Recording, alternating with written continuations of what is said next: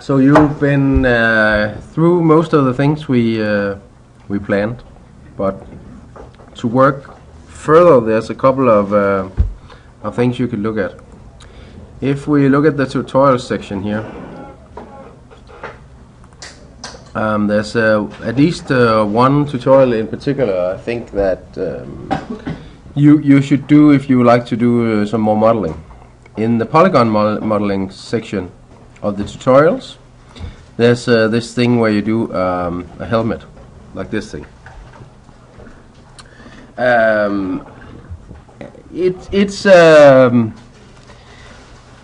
It seems like a fairly long tutorial going through it. A lot of the things in it are done in a certain way to make sure that you try different tools within Maya.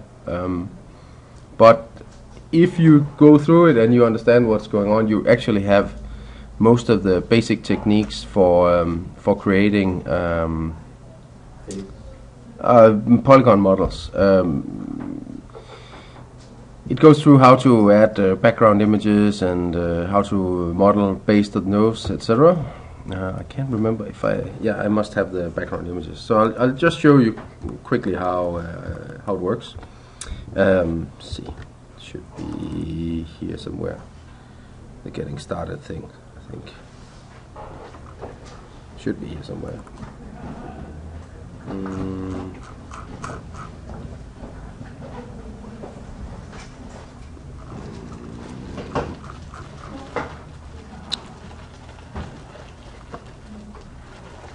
I think I put it here somewhere, but now I can't find it. Anyway, the way you put a reference image in there is that you go to the particular work viewport. So for instance, go to your front view, like so, and then what you do is you go to the view menu and go image plane, import image. In there you can choose any image you like. Let's see, I'll give it a final shot at finding the right one. Shh. You should not judge people based on how messy their folder structures are. He didn't. He just said he would figure it out. Yes. He gave you a direct order. Okay. I'll grab anything here. Yeah, okay, let's take this one. Okay, so when you do that, it adds this image as a plane in your scene. Space Nazis? Yeah. That's the only way it makes sense. Yeah. You have the image plane, and it also makes the camera visible. So you can see over here, this camera is actually visible now. It's not grayed out, and that's the way it works.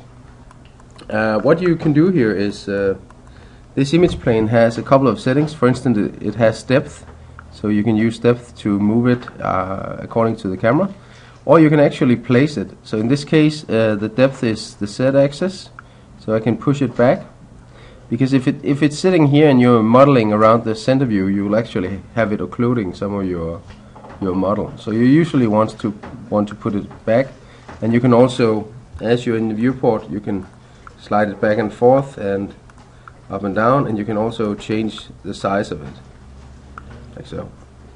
So when you're looking through your viewport, you have it here as a reference, and you can use that to model. So let's say go create polygons. Now this is totally. This is a background. Yeah, exactly. So you can use it as a reference, and you can just. Obviously, that will not be anything, but you can see. You can work like that. And if you then have your side view and you do the same thing for that, you put another one in here and you can line them up, and you can then hop back and forth. And in your perspective view, you will also see them, so you can use that when you're modeling. So, but now I don't have the reference images for the helmet right now, but I'll just show you the basic idea of how to model a helmet like that. It actually starts out as a cube, like so, and I think it's split in 3, or is it just 2? I can't remember. I think it's like so. And then what they do is they use the mesh smooth with a level of 2, like so. So this is actually how the helmet is created.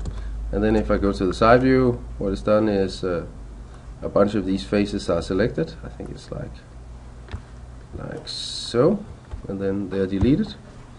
And actually from the front view, half of them are deleted as well. So we just have this to work with. So then it's easy. And then from the side view, edges are selected. You can see if we grab that edge and we shift double click this edge, we can then rotate this, move it in like so, grab the vertex text here, move that over like so. I can just snap this. There we go. And also a lot of these lines are snapped together, so we just hold the X key and we can double click, turn off, return component spacing. It is off, but I need to go to world space. Okay, so now it snaps. There you go. And that is actually something in this tutorial that they do a lot. Make sure that things are straight.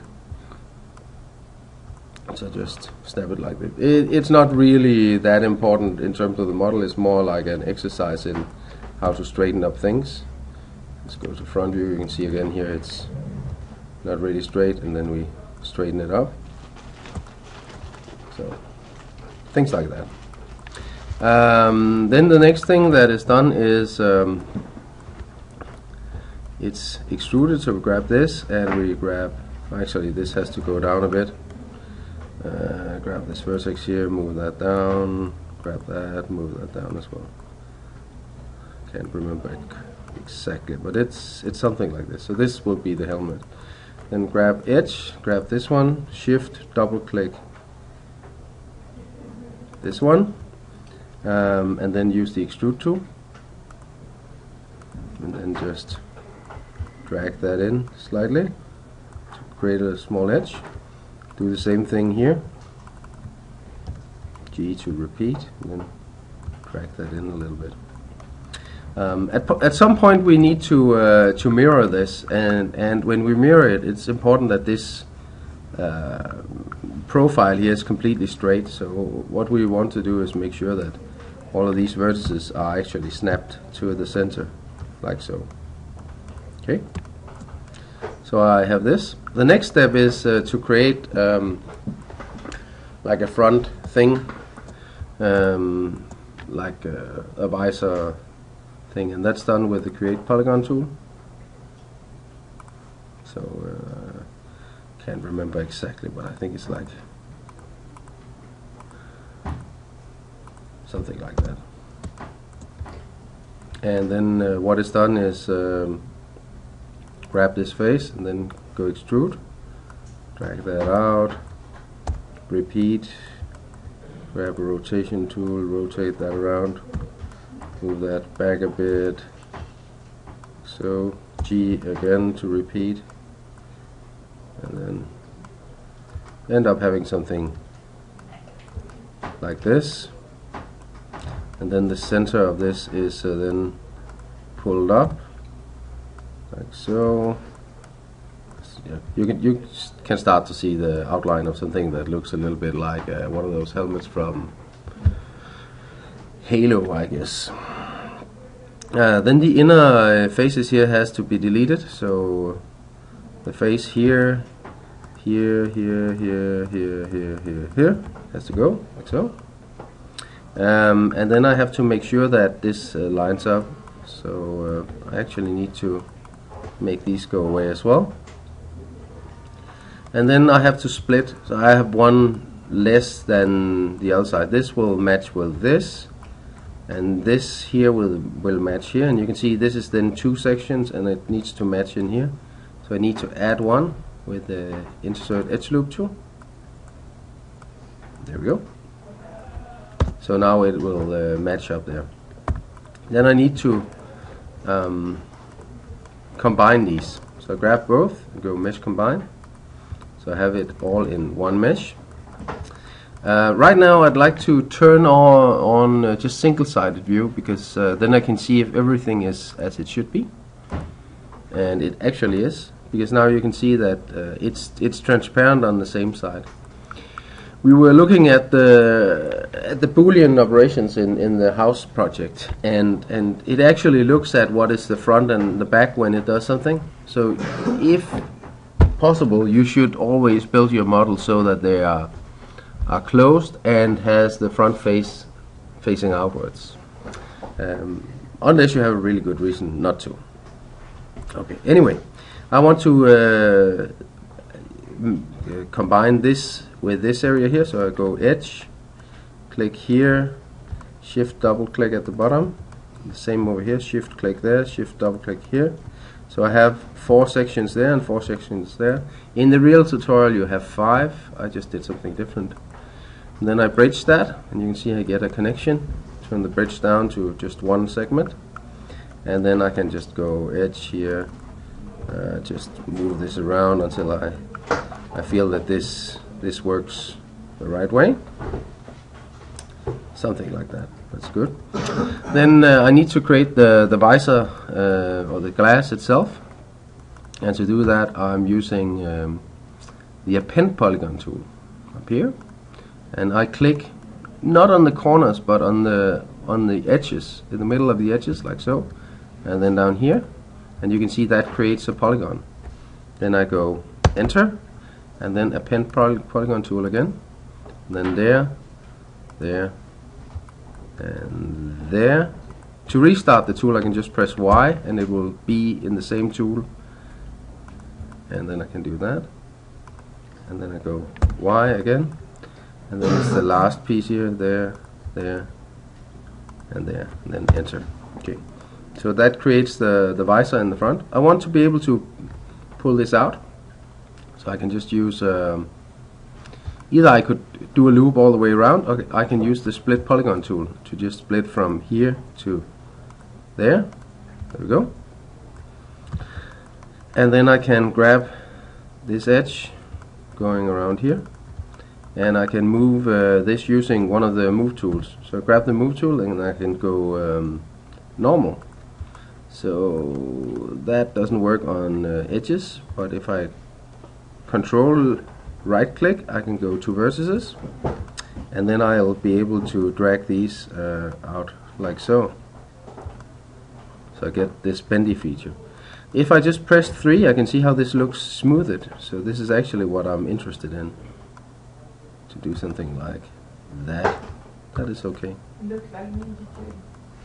Yeah. Yes, something like that. Okay. So I just need to check here in the front view that this is lined up. You can see this is actually a little bit across the line, which is not good. So I grab all these vertices here. My move tool in world mode. Hold the X key, snap across. So. Then grab the whole thing. And then go to mesh, mirror geometry options. And I want to mirror it in the direction of -x. I want to mirror it over here, and it should merge and everything. So I do that, and it has created a merged version. And if I press 3 now I get this. Yeah. Actually I forgot something. Yeah, I did. I just go back. Yeah. To do the grills here, actually use in the tutorial the split polygon tool in the special version. So I want 1, 2, 3, 4 divisions, I think, and then it should do.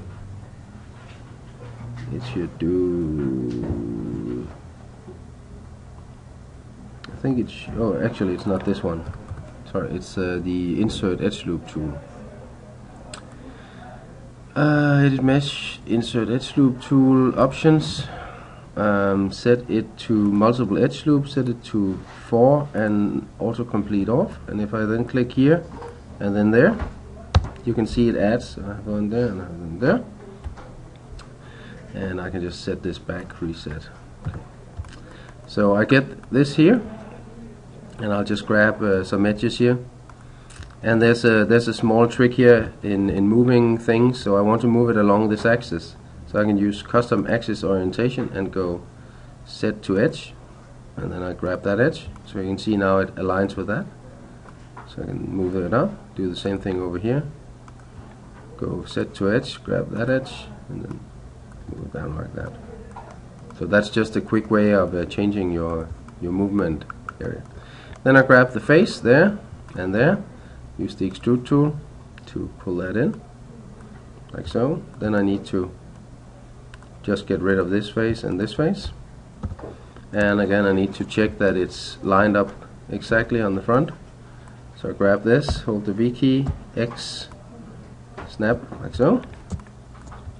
And if I smooth it now, you will, I'll just make it a little higher quality. Actually, lower quality makes it more visible. You can see I get this strange artifact here. If I make it more, it's actually going away.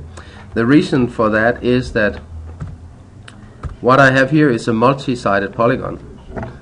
I should usually just have a four-sided. So if I use my split polygon tool and I split from here to here, that will, whoops, from there to there, I have a 1, 2, 3, 4-sided polygon.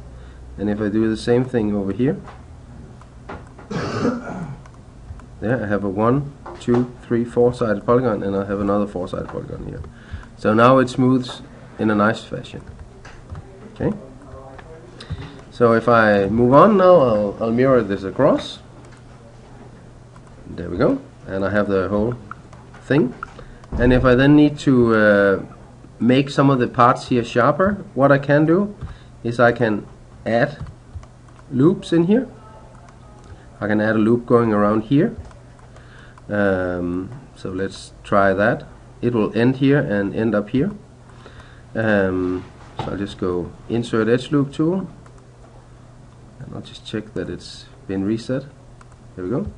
So just put one in here, and if I press 3, you can see it already sharpens it up. And I do the same thing up here, just a little off the end there, like so. And I can do one, oh, that will be a big one, so that doesn't work. So get rid of that. I'll fix that a little later.